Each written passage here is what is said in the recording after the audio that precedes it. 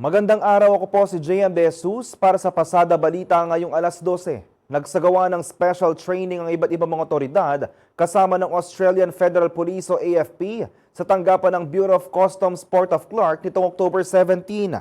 Bukod sa customs, dinalahan ito ng mga kinatawan mula sa Philippine Drug Enforcement Agency, Philippine National Police, National Bureau of Investigation at ang Bureau of Immigration. Layunin ng pagsasanay na palakasin ang interagency coordination at kapasidad sa pagtukoy at pagpigil sa mga iligal na aktibidad sa Clark International Airport o CRK. Dagdag pa rito ang pagpapanatili ng mandato sa maigting na pagbabantay sa mga hangganan ng bansa.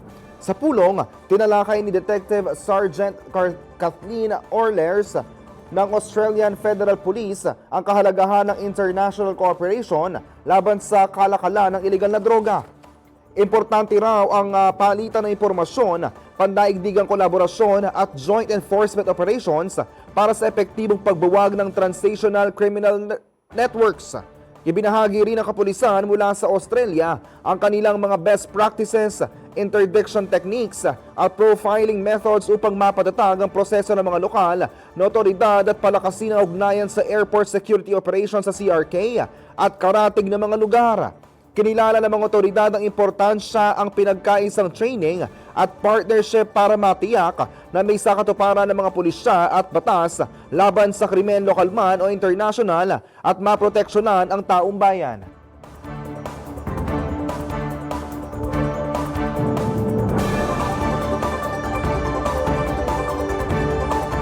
Para sa iba pang balita at updates, tutok lang sa Pasada Balita mamayang alas 2 ng hapon. Ako po si JM De Jesus. Magandang araw po.